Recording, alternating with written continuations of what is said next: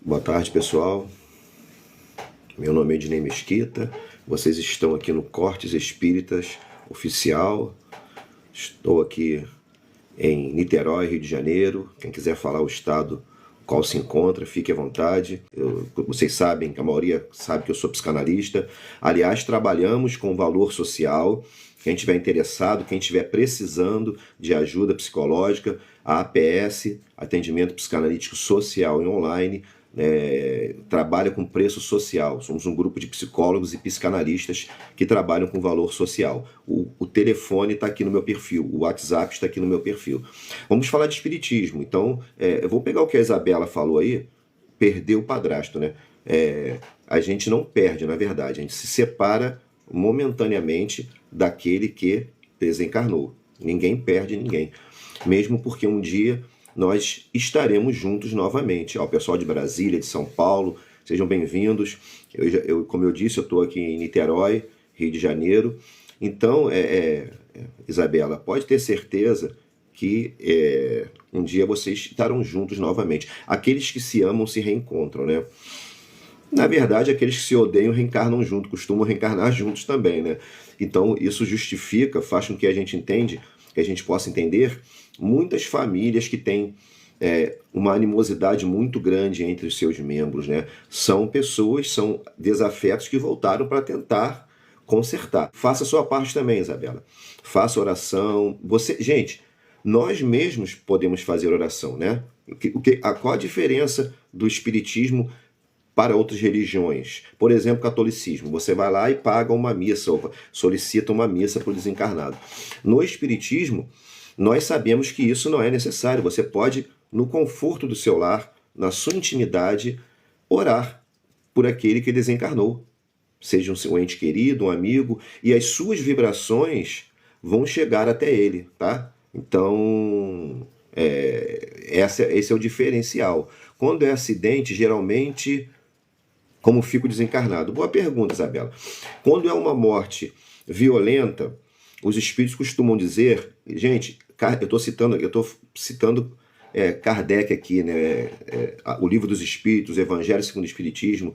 Leiam o Livro dos Espíritos. São 1019 perguntas, tranquilo de ler, sobre vários temas, tá? Então, os espíritos ensinaram Kardec que em morte violenta, esse que desencarnou, ele pode levar um tempo até entender o que está acontecendo, dependendo da sua condição espiritual. Se é uma pessoa espiritualizada, tem conhecimento da vida após a morte, a transição fica um pouco mais fácil, né?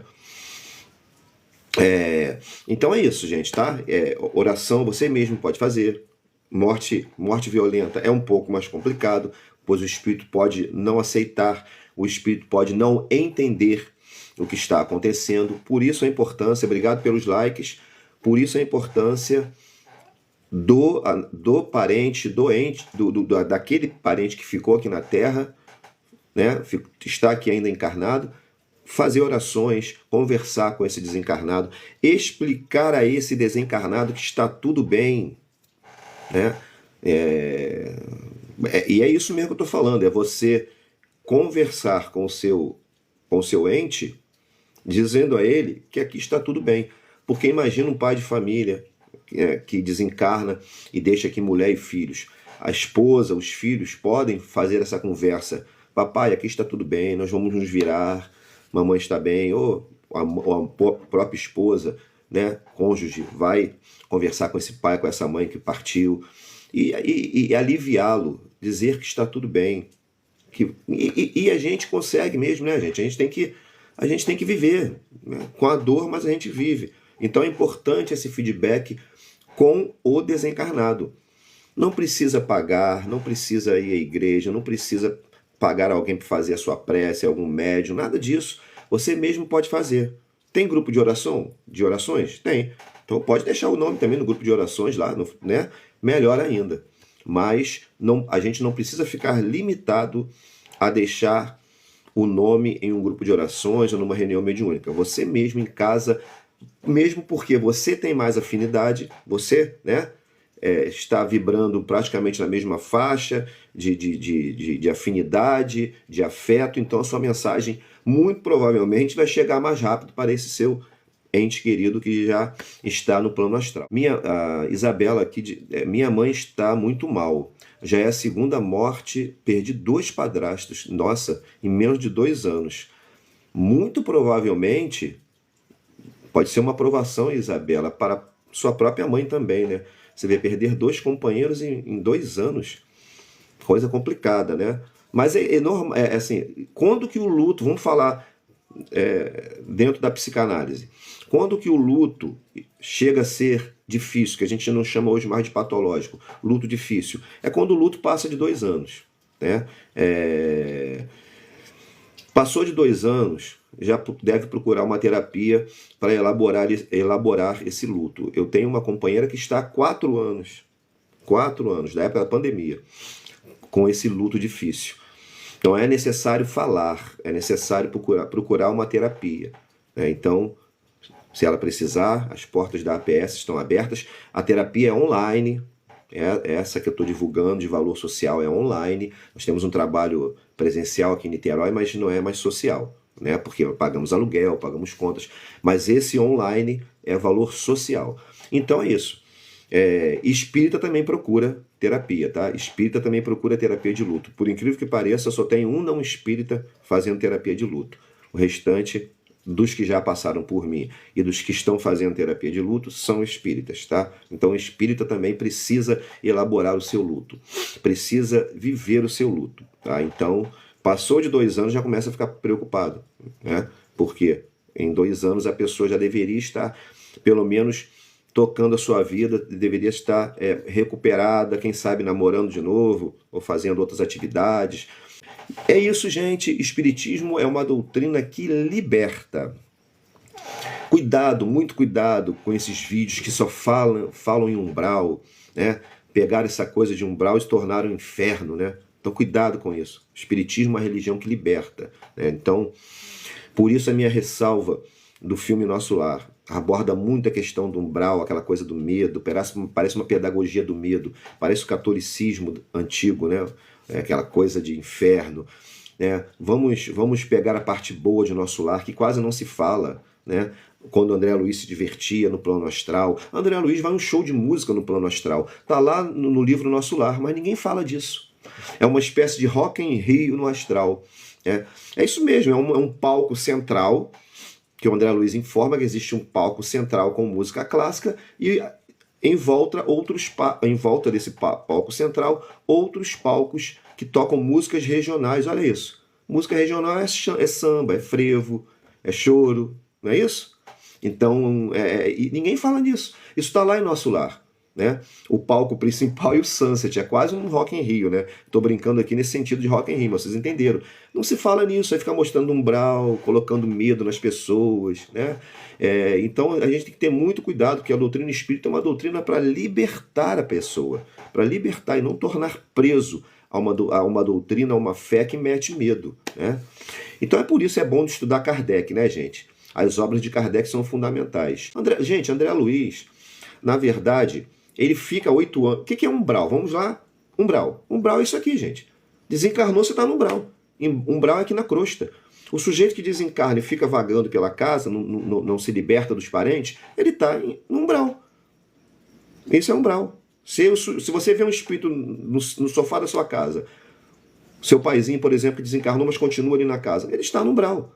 Então, assim, tentar tirar essa visão de inferno que a doutrina, que o movimento espírita brasileiro tenta dar ao umbral, né? É uma pedagogia do medo, né? Então, coisas belas que tem lá no livro Nosso Lar quase não destacam. Destacam o umbral, né? Então, se eu fizer isso, eu vou para o umbral, se eu fizer aquilo, eu vou para o umbral. André Luiz ficou 8 anos no umbral. André Luiz fica 8 anos vagando, perdido, porque ele era ateu, ele não tinha noção nenhuma de vida após a morte, não se preocupava com esses assuntos. Não foi porque ele era suicida indireto, porque ele, né, abusava do cigarro, da bebida e tal. Isso todo. Qual o ser humano que não é uma espécie de suicídio indireto? Não é só cigarro, não é só bebida.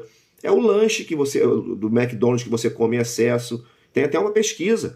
Tem um documentário antigo que mostra a pessoa se alimentando com o McDonald's durante 1 mês, como ficam as taxas dele de sangue, né? Faz um exame nele, tá horrível. Então, quer dizer, se a gente for pensar nisso, todos nós praticamente somos suicidas indiretos. Eu não podia nem falar essa palavra, né? Porque o TikTok derruba. Tá, mas aí não é por isso que o André Luiz está lá. Gente, eu tô online ainda? Me avisa aí, dá um ok, vê se eu tô online ainda. Porque eu não poderia falar essa palavra. O André Luiz fica ali no umbral porque ele não tinha mínima noção de onde ele estava. Quando ele resolve orar, ele vê ajuda. Entenderam? Então, não é porque ele foi um suposto S indireto, ou porque ele fumou muito, bebeu muito, é porque ele não sabia onde estava, gente. Só isso. Então, as pessoas não divulgam isso. Fica fazendo aquela coisa do medo. Olha, se beber cerveja vai para um umbral. Né? Mas se comer carne, não vai? Se lanchar todo dia no McDonald's comendo porcaria, não vai? Então, se a gente for começar a pensar nisso, nós vamos nos tornar esses neuróticos que chegam para mim na clínica. Espíritas que chegam para mim na clínica com problemas de neuroses, porque ouviu do palestrante que beber cerveja leva para um umbral, que fazer sexo em determinada posição não é conveniente, que por ser homossexual tem que sublimar a sua sexualidade e não dar vazão. Isso é falado dentro de centro espírita. Eu ouvia quando eu era adolescente. Então, que espiritismo é esse? Vamos parar com essa pedagogia do medo. Né? Então, estamos fazendo como o catolicismo fazia. Colocar medo no fiel para segurar o fiel. Gente, como analista, como psicanalista, eu atendo espíritas com esses problemas. Problema de culpa. Culpa. Porque fez isso e o palestrante tal disse que não é, que não pode. Porque fez aquilo e no livro tal diz que o sujeito foi para um umbral porque fazia isso. Calma, André Luiz era espírito imperfeito quando ele desencarna. Muito pior que muitos de nós aqui. E a gente está pegando a palavra daquele espírito e tomando ao pé da letra. Então tem que ter muito cuidado com isso. A fé não costuma falhar. Vamos lá, isso aí, Gilberto Gil. Eu tenho e leio sempre no meu centro. Isso aí, tem que ler Kardec, gente. É fundamental ler Kardec para a gente não ficar submetido a esse tipo de interpretação conservadora. Porque quem são os espíritas que adotaram o espiritismo? Século XIX ainda aqui no Brasil. Ex-católicos. Então trouxeram a visão de inferno, trouxeram a visão de céu, trouxeram a visão de santo que colocaram nos médiuns, no Chico Xavier em primeiro lugar, Chico era santo. Não foi Chico que fez isso, não. As pessoas fizeram isso com ele. Então, hoje em dia, o médium, o médium tem tá num pedestal de santo. Você não pode questionar determinados médiuns, mesmo eles falando coisas absurdas sobre história, sobre cultura atual, sobre política. Você não pode ir contra esse médium porque você é obsediado. Quem é você? Olha a obra desse médium. E daí? E daí que ele tem uma obra grande? Ele está errado. Ponto final. Mesmo que você prove, você é o obsediado. Olha isso. Trouxeram o significante santo e colocaram nos médios. Isso não é espiritismo. Espiritismo não é isso. Espiritismo liberta. Espiritismo nos faz ter liberdade de pensar, liberdade de expressão. É só ler Kardec. Basta ler Kardec. E ele fala lá no Livro dos Médiuns e outras obras que os médiuns são sim pessoas que podem falhar muito e trazem muito do seu pensamento para a sua obra, mesmo psicografando. Então atenção para isso. Kardec faz esse alerta. Na psicografia, por exemplo, o médium pode trazer o seu pensamento ali e misturar com o do espírito. Então leia André Luiz com esse pensamento, que o Chico pode ter influenciado de alguma forma ali. Leia as obras do Divaldo com esse pensamento, que o Divaldo pode ter influenciado ali. Kardec que diz, não é Ednei Mesquita, é Kardec, Livro dos Médiuns. Influência dos médiuns nas comunicações. Só vocês procurarem aí no Google, vocês vão achar isso. Nós temos que ter esse raciocínio, porque do contrário o espiritismo vai acontecer o que está acontecendo aí em Niterói, por exemplo. Não sei onde vocês moram, mas em Niterói o espiritismo está cada vez mais com menos adeptos, centros fechando, mocidade não existe, não tem nada que agrade o jovem dentro da doutrina espírita. Ah, mas o jovem hoje tem muita Netflix, tem muita internet, por isso que não vai. O jovem evangélico também. E eles participam. Onde o espiritismo está falhando? Vai numa igreja evangélica, tem grupo de música, tem grupo de teatro. No espiritismo tem o quê? Nada. Só pode tocar violão, não pode nem colocar outro instrumento, não tem nada para o jovem ali. Tá? Então, temos que ter muito cuidado com o que estão fazendo também, para refletir sobre o que estão fazendo com a doutrina espírita.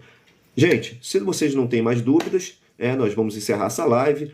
Obrigado a quem deu os likes, tá? Toda quinta-feira, com exceção da terceira quinta-feira, nós temos aqui o nosso debate, a nossa live com o professor Cláudio, falando sobre algum tema, respondendo perguntas. Me sigam lá no Instagram, no Telegram, Cortes Espíritas Oficial. Nós temos também aqui no TikTok a APS, né? Ednei Mesquita PSI. Ednei com D mudo, Y no final, Mesquita PSI. Lá eu falo sobre psicanálise, tá? Então é importante também vocês seguirem para vocês terem uma noção de como funciona a saúde mental. Eu dou dicas ali também. E quem estiver precisando de saúde mental, conversar, né, angústias, depressões, ansiedades, né? Entrem aqui no meu TikTok, tem aqui no meu perfil, nos enviem uma mensagem que nós trabalhamos com valor social e você será ajudado, tá bom? E para ficar por dentro de tudo, basta entrar no meu Telegram, Cortes Espíritas Oficial, que lá eu divulgo todas as lives e todos os estudos, não só os meus, mas de outros colegas. Muita paz a todos vocês que estiveram presentes em nossa live e até uma próxima oportunidade.